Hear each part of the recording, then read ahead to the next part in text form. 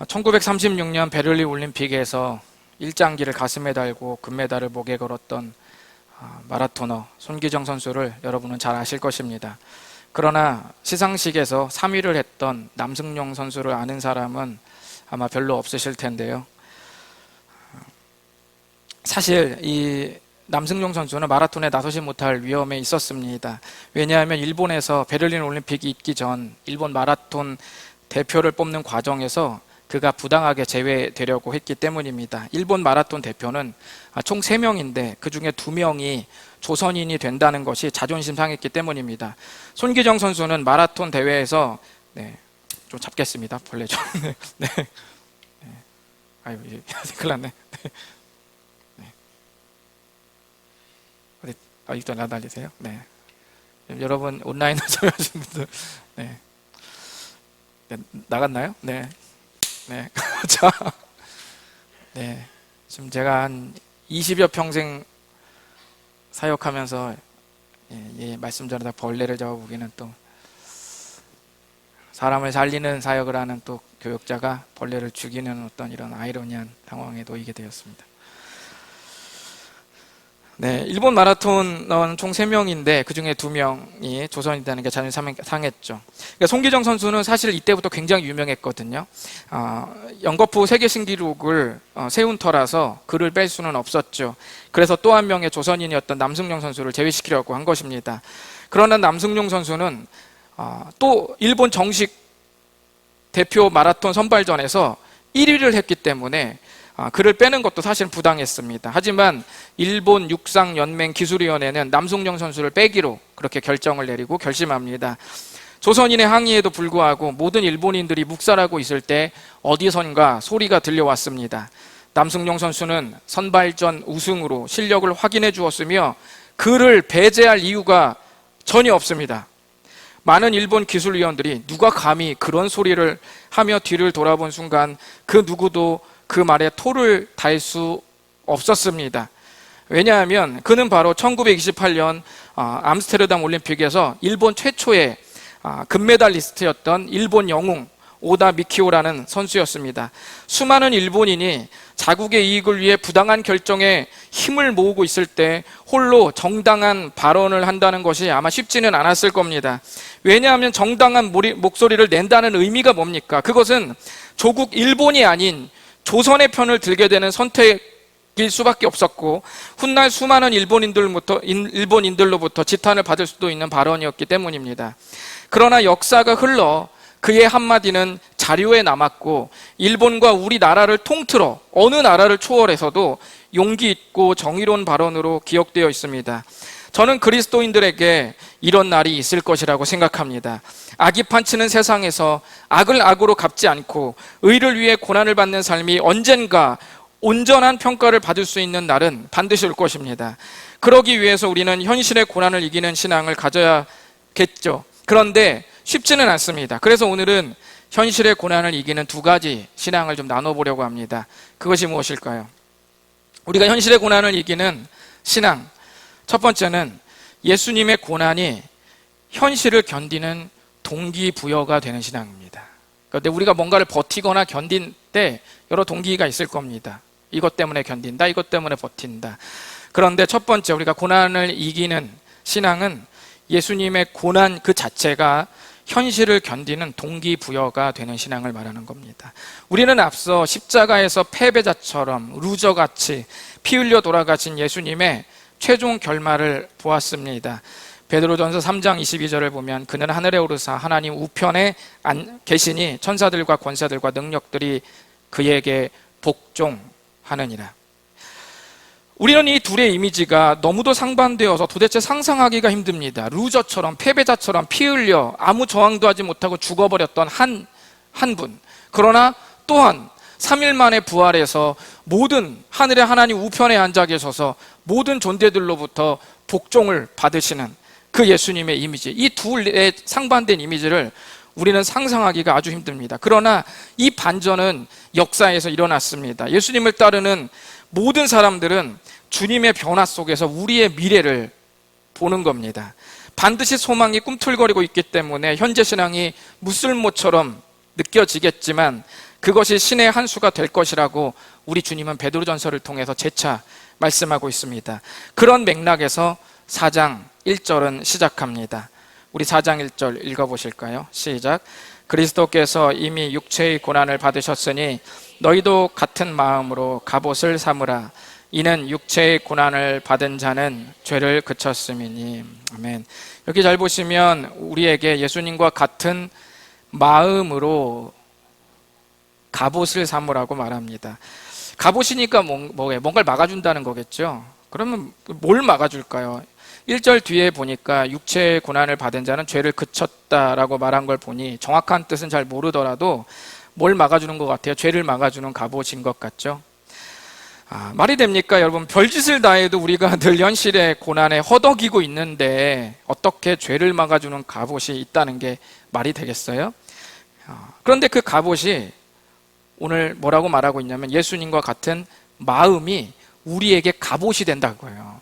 여러분들이 그토록 힘 빠지게 일하고 맨날 어깨가 축 처서 집에 들어오는 반복된 일상을 살고 있는데 그런 와중에서 우리가 낙심이든 교만이든 뭐든 간에 아무튼 죄를 지을 수 있는 그런 수많은 유혹 속에서 그 죄를 짓는 마음의 갑옷이, 짓지 않도록 만드는 마음의 갑옷이, 오늘 1절은 예수님과 같은 마음이 너에게 갑옷이다 이렇게 말하고 있습니다.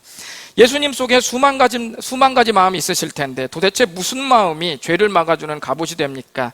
그것은 육체의 고난을 받을 때의 마음입니다. 그 보시면 육체의 고난을 말하고 있죠. 예수님 그리스도께서 이미 육체의 고난을 받으셨으니 라고 말합니다. 그러니까 그 마음은 무슨 마음이냐면 육체의 고난을 받을 때 예수님의 마음입니다. 그 마음이 어떤 마음인지 히브리서 12장 2절은 아주 정확하게 표현하고 있습니다. 히브리서 12장 2절 다 같이 읽어보실까요? 시작. 믿음의 창시자여 완성자이신 예수를 바라봅시다. 그는 자기 앞에 놓여있는 기쁨을 내다보고서 부끄러움을 마음에 두지 않으시고 십자가를 참으셨습니다. 그리하여 그는 하나님 보좌 오른편에 앉으셨습니다. 아멘. 이것은 세번역 성경입니다. 예수님은 십자가에서 죽으시면서 단순히 그 죽음에만 마음이 머물지 않고 나 다 죽었다 이제 어떠냐 끝났다 절망이다 이렇게 하지 않고 그 죽음으로 영광에 이를 것을 내다보셨다. 부끄러움을 마음에 두지 않았다라고 이렇게 말씀하셨습니다. 이 말을 오해해서 그럼 우리도 창에 찔리고 사형받아야 우리가 영광에 이른단 말입니까? 라고 물을 수 있는데 그런 뜻이 아닙니다. 우리가 현재 받는 고난의 현실이 영광으로 가고 있는 여정이라는 말입니다. 코스라는 말입니다. 그러므로 1절을 다시 한번 정리해 본다면 제가 좀 풀이해서 앞에 조그만 글씨로 아래 좀 써놓았는데 제가 읽어드리면 이렇습니다. 1절을 풀이하면 이래요. 예수님이 다시 살아나신 영광을 내다보며 십자가의 고난을 받으셨으니 너희들도 예수님이 고난을 단순히 끝으로 여기지 않은 것처럼 현실의 고난 후에 영광스러운 날이 이를 것이라는 마음을 갑옷으로 삼도록 해라. 그렇게 고난을 삼는다면 더 이상 죄에게 휘둘리지 않을 것이다. 죄가 그쳤다는 뜻은 죄로부터 쉼을 누린다 또는 죄에게 휘둘리지 않는다 그런 뜻입니다. 그쳤다는 거예요. 죄가 우리에게 완력, 폭력을 행사하던 것이 그쳤다. 쉼을 누린다, 해방, 휘둘리지 않는다 그 뜻입니다. 실수를 안 하는 것이 아닙니다. 죄에게 주도권을 내두지 않는 거예요. 이제는 우리는 그렇게 된 거예요. 우리가 실수는 하죠. 그런데 죄에게 아주 주도권을 내주지는 않는단 말이에요. 어쩌다 새가 우리 머리 위를 지나는 것은 우리가 뭐 어떻게 할 수 없더라도 새가 머리 위에 둥지를 틀도록 우리가 놔두지는 않는다는 거예요. 죄가 우리의 보금자리를 펴고 아예 그냥 죄가 난 네가 제일 좋다. 나도 죄가 제일 좋아요라고 서로 이렇게 합이 맞아서 아예 영원토록 거처를 삼을 만큼 우리가 그런 사람은 되지 않는다는 거예요. 예수님과 같은 그 마음으로 갑옷을 삼은 사람이 그렇게 된다는 말입니다. 더 놀라운 건 뭐냐면 죄가 그쳤다고 말할 때 이 시제 뭡니까? 완료형입니다. 완료형 뭐예요? 예수님의 십자가의 고난 당하실 때 2000년 전에 고난 당하실 때 이미 죄의 주도권은 상실됐다는 뜻이에요. 완료형 뭐예요? 그때로부터 지금까지 계속, 그러니까 그 효력이 예수님을 믿는 사람의 지금 현재까지 영향을 미친다는 얘기예요. 그러므로 여기서 중요한 것은 내가 현재를 견디는 데 있어서 예수님의 고난이 동기부여가 되어야 한다는 말입니다. 특히 그리스도인들은 예수님의 그 고난이 동기부여가 되어야 됩니다. 그래야 죄로부터 휘둘리지 않는 갑옷이 되는 겁니다. 어떤 사람은 교회를 다녀도 그냥 단순하게 참는 사람 많습니다. 야, 너 원래 참는 거 잘하잖아. 제가 좀 참는 것 좀 한참음 하죠. 그냥 네가 참아. 저 사람은 애초에 글렀어. 다혈질이야. 안 못 참아. 네가 참아. 뭐 이렇게 참는다든지, 또는 야, 똥이 무서워서 피하냐, 더러워서 피하지, 그냥 더러워서 참는다고 생각해, 뭐 이런 식으로 생각하고 참는다든지, 지금은 내가 힘이 없어서 참는다, 언젠가 두고 보자, 때가 아니어서 내가 참는다든지, 뭐 이렇게 참고 버티는 것은 신앙도 아니고 아무것도 아닙니다. 이거는 그리스도인도 아니고 아무것도 아니고 그냥 모든 보편적인 사람들이 그냥 자기 마인드 컨트롤로 그냥 참아내는 겁니다. 이건 아무것도 아니에요. 베드로전서는 공정한 마음의 출발을 제가 중요시 여긴다고 몇 번 말씀드렸습니다. 그래서 베드로전서 4장 2절을 보면 뭐라고 말하고 있냐면, 그 후로는, 우리가 예수님 믿은 그 정확한 그 지점 후로는 다시 사람의 정욕을 따르지 않고, 이게 무슨 말이냐면 사람의 정욕이 내가 어떤 행동과 결정과 선택의 동기부여가 되었던 삶이라는 거예요. 과거가 그랬다는 거예요. 베드로가 소아시아의 그리스도인들에게 이렇게 당부한 이유는 이제 그 마음에서 사람의 정욕이 동기가 되는 삶을 따르지 않기를 바라는 마음에서 베드로가 그런 겁니다. 예수님을 믿은 후부터는 이제 하나님의 뜻이 동기가 된 그 동기로 남은 삶을 살기를 바라고 있습니다. 3절은 계속해서 사람의 정욕이 동기가 된 삶이 무엇이었는지 자세히 말씀합니다. 이 당대 이 사람들이 사람의 정욕이 동기가 되었던 삶 중에 어떤 게 있었을까요? 우리 한번 읽어봅시다. 시작. 너희가 음란과 정욕과 술 취함과 방탕과 향락과 무법한 우상 숭배를 하여 이방인의 뜻을 따라 행하는 것은 지나간 때로 족하도다. 아멘. 베드로는 정욕이 동기부여가 돼서 살았던 삶을 충분히 경험하지 않았냐, 이제 더 이상은 뭐 경험할 필요 없지 않은데 지나간 대로 족하다, 이렇게 말합니다. 그러면서 그때의 예를 몇 가지 들고 있는데, 음란 뭡니까? 도덕적 절제도 없는 성적 부도덕의 행위를 말하고 있습니다. 정욕은 뭔가요? 죄로 향하는 인간의 욕구입니다. 욕구 자체가 다 나쁜 건 아니지만 죄로 향하는 인간의 욕구, 정욕. 술 취함 뭡니까? 말 그대로 술에 취하는 것이죠.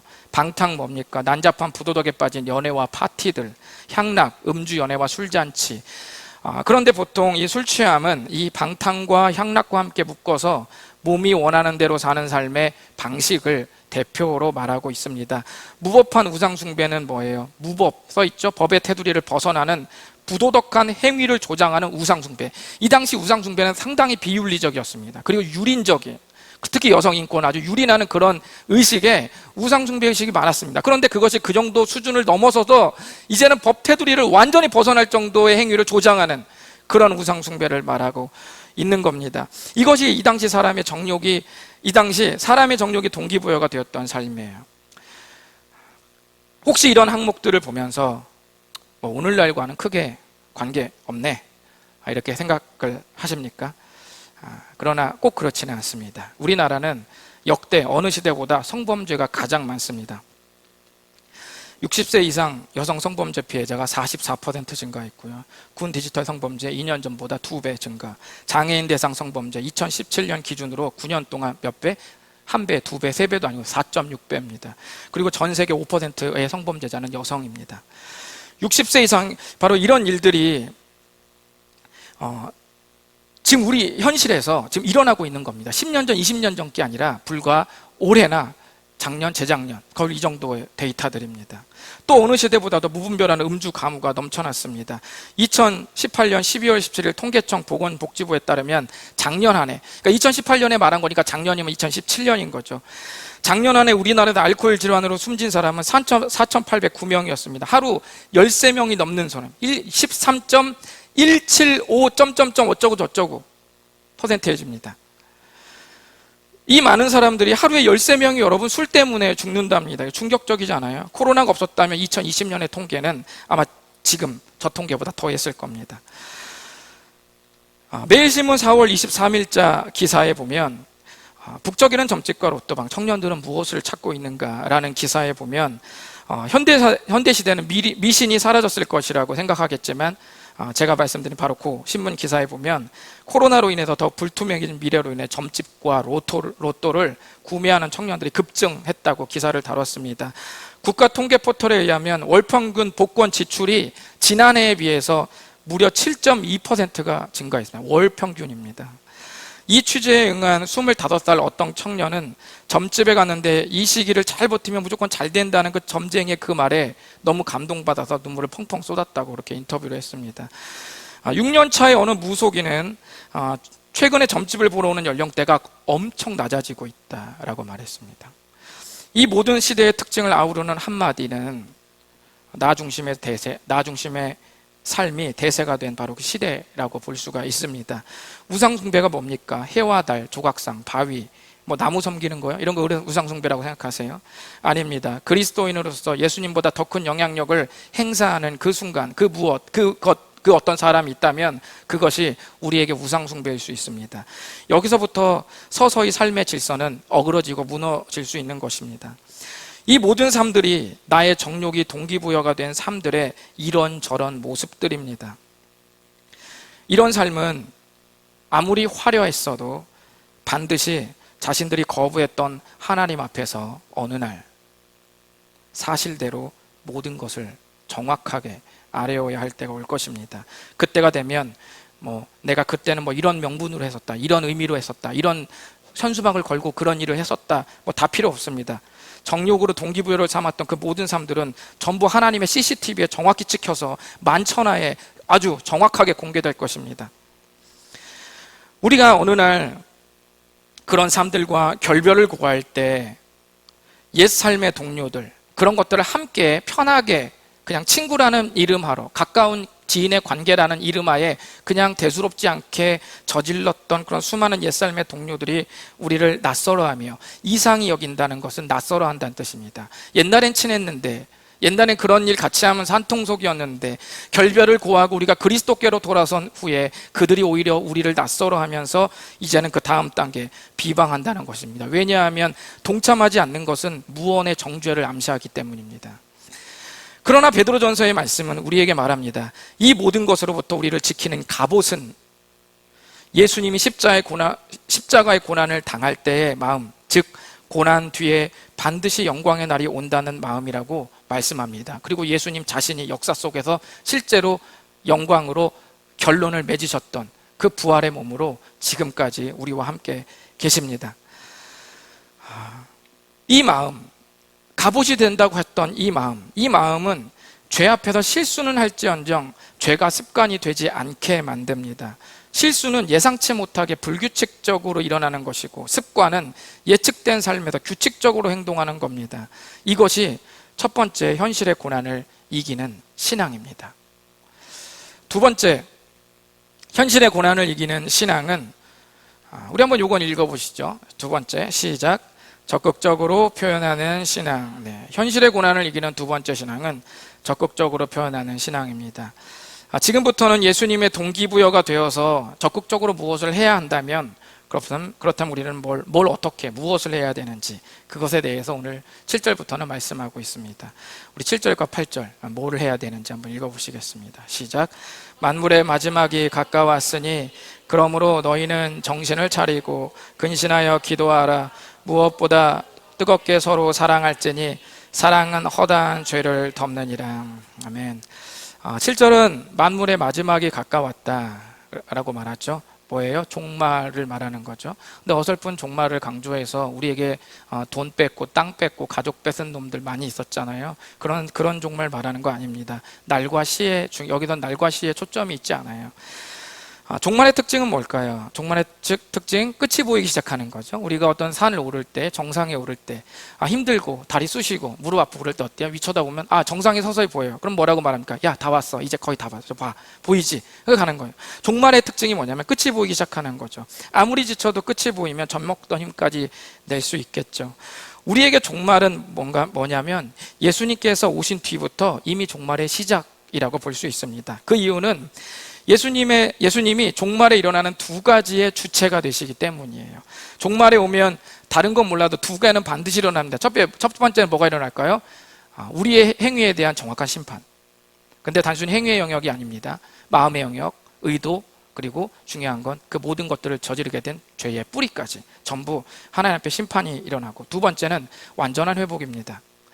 그런데 예수님이 우리의 죄를 위해 십자가에 죽으심으로 의롭게 되는 길을 여심으로 첫 번째 심판의 문제를, 죄의 심판의 문제를 해결하셨고, 그리고 다시 살아나심으로 모든 사람들이 어떻게 완전한 회복이 되는지 그것에 대한 첫 열매가 예수님이 되셨기 때문에 아직 끝은 오지 않았지만 우리는 예수님을 보면서 만물의 마지막을 임시로 맛보고 있는 겁니다. 된장찌개 아직 안 됐지만, 아직 요리도 안 됐지만 엄마가 한 숟가락 떠서 맛봐, 어때? 딱 먹을 때 우리 한 숟가락 먹을 때 어떻습니까? 맛있죠?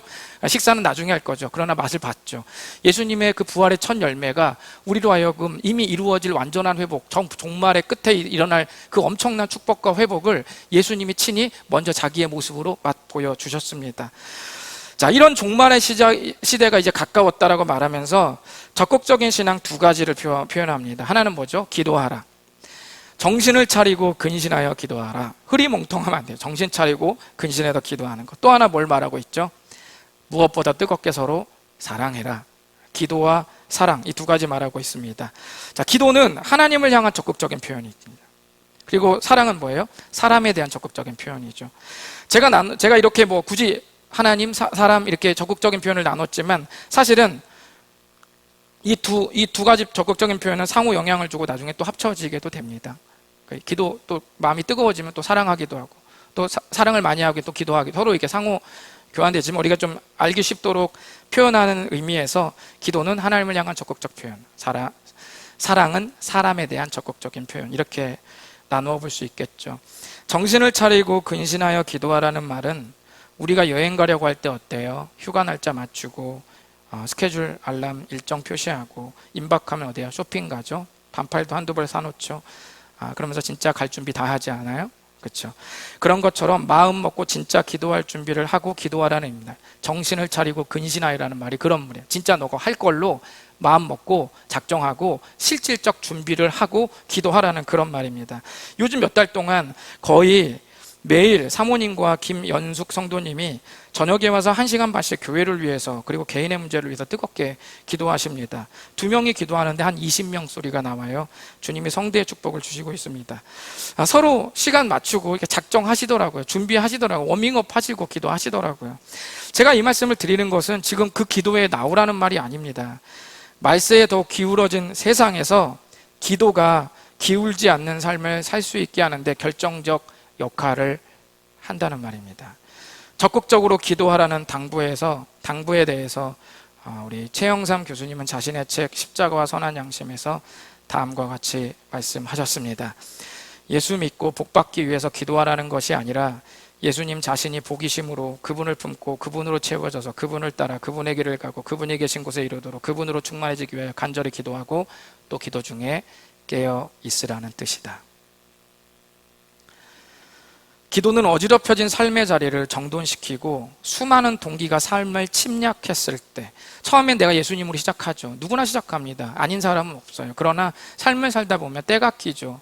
변질이 찾아오죠. 마음이 동요됩니다. 그러면 다른 동기가 내 삶을 침략합니다. 그럴 때 다시 예수님이 동기부여가 되도록 우리를 이끄는 힘이 기도에서 나옵니다. 하나님은 여러분만의 루틴, 여러분만의 습관을 가지고 기도하는 삶이 필요하다고 베드로를 통해 우리에게 지금 당부하고 있습니다. 이 말세 시대 정말 그 삶이 필요하다 말씀하고 있습니다. 그렇게 하나님을 향해 기도로 적극적인 표현을 한다면 우리 사람들끼리는 이제 어떻게 신앙을 표현할까요? 제가 아까 말씀드린 것처럼 무엇보다도 8절에 무엇보다 뜨겁게 서로 사랑할지니 사랑은 허다한 죄를 덮느니라. 8절은 뜨겁게 기도하라고 말씀합니다. 미지근하게 아닙니다. 뜨겁게입니다. 뜨겁게 사랑하는 말은 그냥 막 들이대라 이런 의미가 아니라 막 무례하게 막 그냥 막 대문 두드리고 이러라는 의미가 아니라 예수님의 사랑으로 사랑하라는 말이에요. 그게 뜨겁게 사랑하는 겁니다. 뜨겁게 여러 가지 의미가 있어요. 진심으로 끝까지 뭐 이런 뜻이 많이 있습니다. 그렇게 사랑하면 허다한 죄가 덮여진다 이렇게 말합니다. 죄를 덮으려고 변질을 하고 편법을 쓰는 게 아니라 뜨겁게 사랑하면 허다한 죄가 덮여진다고 말씀합니다. 죄를 덮는 것은 우리가 오해할 수 있어요. 죄를 간과하고 무마시킨다는 말인가? 그런 말 아닙니다. 죄의 문제는 하나님 앞에서 명백하게 다뤄지죠. 여러분, 그 머리카락 하나 정도의 죄도 하나님 앞에서 다 다룹니다. 주님은 절대로 주님이 한번 스캔했을 때 놓치는 법은 절대 없습니다. 명백하게 다뤄지지만 그 죄가 사람 간의 관계를 파괴시키는 힘을 발휘하지 못하도록 사랑이 덮어버린다는 거예요. 그 사랑을 좀 더 살펴볼까요? 그 사랑 좀 더 살펴보면 이렇습니다. 우리 9절 10절 읽어보겠습니다. 시작. 서로 대접하기를 원망 없이 하고 각각 은사를 받은 대로 하나님의 여러 가지 은혜를 맡은 선한 청지기 같이 서로 봉사하라. 아멘. 네, 구체적인 사랑의 표현은 지금 두 개 말하고 있죠. 서로 대접하기, 그리고 맨 뒤에 서로 봉사하라, 이렇게 얘기하고 있습니다. 우리가 누군가에게 호의를 베풀고 나서 도리어 상처로 돌아올 때 있죠. 처음엔 좋은 마음으로 떡 돌리고 선물 해주고 다 주는데 나중에 상처로 돌아올 때가 있습니다. 왜 그래요? 상대가 무례해서 그럴 수도 있지만, 무례하지 않더라도 내가 드린 정성만큼 상대가 해주지 않을 때 원망이 생길 수 있는 거예요. 나 이렇게까지 했는데 이렇게까지, 반의 반이라도 하면 내가 기뻐하겠다, 뭐 이렇게 하면서 원망이 생길 수 있죠. 그래서 그 사이에 어떤 말씀이 있어요? 원망 없이 하고라고 되어 있습니다. 원망 없이는 불평하지 않고 군말 없이, 이런 뜻이에요. 여러분, 서로 대접하는 건 어때요? 뜨겁게 사랑을 표현하는 것으로 그 목적이 딱 끝나야 됩니다. 또 하나님은 서로 봉사하라고 말씀하셨는데, 하나님의 여러 가지 은혜를 맡은 선한 청지기 같이 봉사하라, 이렇게 좀 길게 표현했습니다. 자, 청지기 같이라는 말은, 이게 청지기가 이런 뭔지 아세요? 어떤 사람은 청지기, 그러니까 어떤 파란색 뭐 이런 것도 생각하는 사람이 있는데, 청지기는 그런 파란 것하고 아무 관계가 없습니다. 청지기라는 말은 주인의 것을 맡아서 관리하고 이끌어가는 사람을 청지기라고 이렇게 말을 합니다. 하나님께서 우리에게 뭘 맡겨주셨대요? 여러 가지 은혜를 맡겨줬대요. 여러분 개개인에게 하나님이 은혜를 맡겼대요. 은혜. 그런데 그 은혜 중에는 내가 받을 은혜도 있지만, 내가 누릴 은혜도 있는데 또 무슨 은혜가 있대요? 다른 사람에게 나누어 줄 은혜도 있답니다. 그러니까 서로 대접하게, 서로 봉사하라가 주님이 안 주고 하는 게 아니라 주셨다고 말씀합니다. 그런데 그 은혜가 어떻게 나오냐면, 여러분 잘 보세요. 어떻게 나와요? 각각 은사를 받은 대로 나오는 거예요. 은사에 맞게 분출된다는 얘기예요. 은사는 하나님의 선물이라는 뜻입니다. 그런데 성경을 보니까 하나님께서 각각에게 이미 그 선물을 주셨다고 말씀하고 있죠. 은사를 받은 대로라고 말하고 있잖아요. 은사를 통해서 드러나는 은혜는 사람마다 완전 다릅니다. 그 사람의 개인의 달란트와 재능에 따라서 그 사랑이 저마다의 모양과 색채로 이렇게 분출됩니다. 우리는 여기서 잠시 주님과 실랑이를 벌일 수 있어요. 주님, 저는 은혜를 받은 적이 없는데요. 또는 제가 받을 은혜도 없는데, 주님 저 것도 이만큼 조금 주고 나서 무슨 안 베풀 은혜를 언제 주셨어요? 주님 착각하신 거 아닙니까? 저 사람 2개 주고 혹시 나 줬다, 하나 더 줬다고 착각하시는 거 아니세요? 이렇게 여러분 좀 생각하실 수 있습니다. 그러나 오늘 말씀은 하나님께서 누군가에게 은혜를 베풀 수 있도록 각 사람에게, 누구라도 각 사람에게 하나님께서 독특한 장점, 즉 은사를 주셨다고 분명히 말씀하셨습니다. 우리는 하나님께서 하나님께 그리고 사람들에게 좀 더 적극적으로 신앙을 좀 표현할 필요가 있습니다. 요즘 시대의 그리스도인들은 신앙을 표현하는 데 있어서 소극적입니다. 여러분 한번 생각해 보세요. 신앙을 표현하는 것에 대해서 적극적이다, 소극적이다, 어떠세요? 우리가 소극적일 때가 은근히 많이 있습니다. 내가 하고 싶은 취미생활, 내가 가고자 하는 여행, SNS에 표현하고자 하는 사진과 글에는 굉장히 매우 적극적이지만 하나님께는 매우 무뚝뚝한 신앙으로 우리가 일관할 때가 많이 있습니다. 찬양 크게 부르자고 하면 저는 좀 목소리가 성대가 이렇게 말하고 또 이렇게 안 부르게 되고, 함께 열정적으로 헌신하고 기도하자고 하면 저는 좀 그냥 뒤에서 조용히 제가 원래 소리를 잘못해, 이렇게 하면서 또 기어 들어가고, 기도할 때도 하겠습니다 라는 기도를 못해요. 그보다는 어떻게 기도하냐면 그렇게 못할지도 모릅니다, 이렇게 기도를 합니다. 주로 이렇게 기도하는 사람들은 둘 중 하나예요. 꼼꼼한 사람이거나 언행일치를 중요시 여기는 사람의 가능성이 아주 높습니다. 왜냐하면 그렇게 하겠다고 기도했다가 그렇게 하지 않으면 하나님께 거짓말한 셈이 되잖아요. 그러니까 애초부터 그렇게 하지 못할지도 모른다고 기도해 놓는 거예요. 그러면 나중에 못했어도 어때요? 거짓말한 게 아니죠? 주님, 제가 못할지도 모른다고 했죠? 이렇게 말할 수 있는 거죠. 제가 이 말씀을 드리는 이유가 뭐냐면 제 성격이 그래요. 제가 단정을 잘 못 짓습니다. 할 수 있거나 하지 못하는 두 상황을 항상 저는 염두합니다. 설교를 준비할 때도 이것일 수도 있고 저것일 수도 있는 거 언제나 변수를 다 생각합니다. 솔직히 말씀을 어길 때를 대비해 보험 드는 거예요. 못할 수도 있습니다라고 기도하면 그게 보험이 될 수 있죠.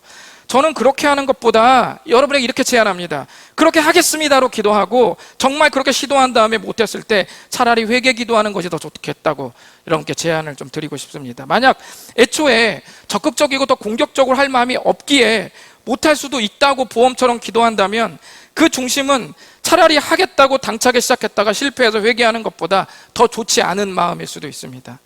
어떤 기도가 정답이라고 제가 지금 말씀드리는 게 아니라 기도할 때 우리의 심리가 하나님 앞에 정직하게 드려져야 함을 말씀드리는 겁니다.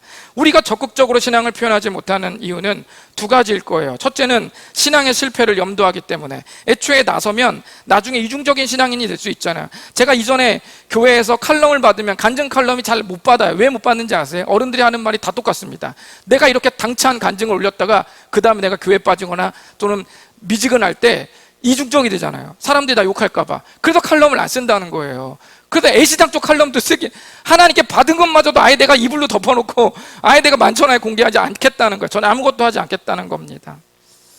그리고 두 번째, 적극적인 신앙을 표현하지 못하는 이유가 현재 내 모습이 하나님 앞에 자신 없기 때문에 소극적일 수 있습니다. 그런 태도 안 됩니다. 그것은 절대로 하나님에게서 나온 생각이 아닙니다. 아예 아무런 시도도 하지 않는 것보다 하다가 넘어져서 무릎이 까지더라도 다시 일어나는 것이 더 좋습니다. 소극적인 신앙은 여러분을 더 연약하게 만들 가능성이 아주 많습니다. 왜냐하면 신앙을 적극적으로 표현한 것과 신앙을 간직하고 있는 것은 별개이기 때문이에요. 여러분, 별개예요. 저는 믿음이 있는데요, 간직하는 것과 표현하는 것은 전혀 별개입니다. 여러분, 우리가 신앙생활할 때 이따금씩 뭐가 장애물이 되냐면 내 감정이 장애물이 될 때 있습니다. 내 감정. 머리로는 아는데 느낌이 그렇지 않아서, 마음이, 내 지금 심정이 하고 싶지 않아서 우리가 순종하지 못할 때가 많이 있잖아요. 우리들이 실수하고 난 후에 늘 내뱉는 말이 뭡니까? 머리를 극적이면서 알긴 아는데 현재 제 상태가, 이렇게 하면서 우리가 극적이잖아요. 상태가 뭡니까? 그럴 기분 아니라는 거죠. 그럴 기분이 뭐예요? 감정이죠. 그런데 적극적으로 표현하고 고백하면 그 신앙이 모든 감정을 정복해버립니다. 내가 믿는 바를 적극적으로 표현하는 것과 믿는 바를 마음속으로만 간직하는 것은 하늘과 땅 차이입니다. 예를 한번 들어보죠. 마음속으로만 있던 신앙의 표현, 주님 사랑합니다. 여러분 다 사랑하시죠? 주님 사랑해요. 우리 안 사랑하는 사람 없습니다. 주님 사랑합니다. 자, 주님 사랑합니다라는 말을 간직하는 것과 표현하는 것이 어떻게 다를까요? 일단 우리가 주님 사랑합니다라고 말을 하면 입이 움직이면서 어떻게 되죠? 귀로 듣죠? 내가 고백을 하니까 소리를 내가 귀로 듣습니다. 만약 사랑한다는 표현을 말뿐만 아니라 글로 쓰기까지 하면 어때요? 그러면 손이 움직이죠. 그리고 그 글을 내 눈이 봅니다. 주님 사랑한다는 그 글을 내 눈이 봐요. 제가 뭘 말하려고 하는 거냐면, 여러분이 신앙의 표현을 할 때 오감 중 세 부분을 다 느끼게 된다는 걸 말하려고 하는 겁니다. 적극적으로 표현하면 촉각, 시각, 청각이 움직입니다. 그러나 간직하면 그 감각은 아무것도 작동하지 않습니다. 우리의 감정이 어디서 타격을 받을까요? 여러분의 감정이 어디서 무너진다고 생각하십니까? 나를 부당하게 깎아내리는 말을 들으면서 무너지죠. 청각. 불의한 상황을 눈으로 보면서 무너집니다. 시각. 건전하지 않은 것을 손으로 잡게 되면서 문제가 일어납니다. 감정이 무너져요. 촉각. 감정은 영향을 받습니다. 오감의 영향을 그대로 받아요. 하나님께서 각 사람에게 저마다의 다양한 기질과 성향을 주셨습니다. 그 특징들이 온전한 신앙과 만나서 은사가 되기도 하는 겁니다. 그게 은사가 돼요. 그걸 가지고 우리가 적극적으로 신앙을 표현하는 겁니다. 은사라는 말은 앞서 말했듯이 하나님이 주신 선물이라는 의미죠. 사람마다 누군가를 사랑할 때 그 표현은 전부 다양할 수 있습니다. 예를 들면 우리 교회 청년 임원은 이렇게 1명, 2명, 3명 있습니다. 지나자면 아주 꼼꼼합니다. 꼼꼼함이 온전한 신앙과 만나면 어때요? 누군가를 섬길 때 실수로 누락되는 일 없이 공정하게 섬길 수 있을 겁니다. 우리 진영자면 어때요? 털털하고 잘 잊어요. 자, 이런 성향이 온전한 신앙과 만나면 어때요? 상대로부터 받은 진한 상처도 예수님의 사랑 안에서 후루룩 털어버려요. 나한테 그랬어? 언제? 난 아무렇지도 않은데? 이런 다시 시작할 수 있죠. 미선자매는 대가를 바라지 않고 아낌없이 베풉니다. 이런 성향이 온전한 신앙과 만나면 정말 구절의 말씀처럼 원망 없이 아무런 대가 바라지 않고 그냥 주면 딱 끝나는 거죠. 그렇게 대접을 하는 겁니다. 이 외에도 다사교 가족 한 사람 한 사람에게는 그 사람만의 장점으로 빚어진 하나님의 선물이 다 있습니다. 단 여기에서 주의해야 할 건 뭐냐면 아무리 그것이 하나님의 선물, 은사라고 할지라도 그 은사가 그 은사가 은혜가 아닌 죄와 만나면 심각하게 변질됩니다. 꼼꼼한 성격은 누군가의 잘못을 빠짐없이 기억하는 데 쓰일 수 있고, 상대의 실수도 잘 잊어버리는 털털한 성격은 도리어 상대의 사랑을 잊어버리는 실수로 바뀔 수 있고, 대가를 바라지 않고 베푸는 성품은 죄와 만나면 그간의 섬김에서 본전을 되찾고 싶은 마음이 들 수 있습니다. 베드로 전설을 쓴 베드로가 바로 그렇게 됐습니다. 베드로는 성격 여러분 다 아시죠? 어때요? 다혈질에 말이 끝나기가 무섭게 행동해야 직성이 풀리는 사람. 손 들어보세요. 제가 여기 몇 명 있는 거 알고 있습니다. 다혈질에 말이 끝나기가 무섭게 행동해야 직성이 풀리는 사람이죠. 그 성격은 어떻게 드러났을까요? 성경 속에서 예수님이 십자가에 못 박히실 것을 말씀하실 때 예수님이 멱살을 붙잡고 절대로 그런 일이 일어나면 안 된다고 아주 위협적이고 건방진 행동으로 발휘됐고, 예수님께서 발 씻기시는 섬김의 장면에서 저는 특별하니까 발이 아니라 손과 머리도 다 씻겨 주십시오 라고 들이대는 엉뚱한 요구로 드러났고, 예수님께서 붙잡히실 때 검을 빼서 예수님을 잡으러 오는 한 사람의 귀를 베어버리는 과격함으로도 드러났습니다. 하지만 그의 성품이, 베드로의 그런 성품이 십자가와 만나고 부활하신 예수님의 만남으로 성숙하게 빚어지기 시작했을 때 어떻게 바뀝니까? 사도 바울이 공격받을 때 용기 있게 일어나 그를 변호하는데 앞장서는 그런 변호로 사용되었고, 편견 가득한 이방인 고넬료에게 아무도 복음을 전하지 않으려고 할 때 복음을 전하라는 그 하나님의 명령에 거침없는 순종으로 그 성격이 드러났고, 지금 베드로 전서에서는 고난의 현실을 사는 소아시아 그리스도인들에게 의를 위하여 고난을 받는 것이 복이 있다는 이런 엄청난 담대한, 그리고 역풍을 맞을 수도 있는 이런 담대한 외침을 편지로 표현했습니다. 그리고 마지막으로는 네로 황제 치하에서 박해받을 때 십자가에 거꾸로 못 박혀 죽는 순교로 그의 대담함이 드러났습니다. 누구나 완전한 사람은 없습니다. 누구나 장점이 있고 단점이 있습니다. 나 중심적인 죄의 삶은 장점을 오히려 교만의 재료로 만들고, 단점은 더 큰 단점으로 부각시킵니다. 그러나 예수님께 압도된 삶, 예수님과 같은 마음으로 갑옷을 삼은 그 삶 속에서는 단점을 겸손의 재료로 만들어버리고, 그리고 장점은 자신을 포함한 누군가의 삶을 비추는 등불로 그렇게 쓰여지게 됩니다. 예수님은 우리의 모난 곳을 동그랗게 깎아내고 금이 갈 만한 곳을 단단하게 붙여주며, 그리고 깊이 패인 곳은 사랑으로 채워내십니다. 마태복음 6장에 보면 예수님께서 우리에게 기도에 대해 가르쳐 주시는 장면이 있어요. 예수님께서 여러 가지 기도를 막 가르쳐 주시는 그 기도문 중에 이런 문장이 하나 있습니다. 나라가 임하오시오며 뜻이 하늘에서 이루어진 것 같이 땅에서도 이루어지이다. 우리가 이 기도의 진정한 의미를 이 시간에 캐내는 것이 아닐지라도 이 시간 한 가지만은 스스로에게 묻고 우리가 생각해 봐야 합니다. 하늘에서 이루어진 것들이 어떻게 땅에서도 재현될까요? 이상적인 하늘에서 이루어진 그 뜻이 어떻게 불완전하고 기울어져 버리고 불의와 악당들이 가득한 이 세상에서 어떻게 그 뜻이 그대로 재현되냐고요. 우리가 아무것도 안 하고 그냥 일주일에 한 번씩 교회 나와서요?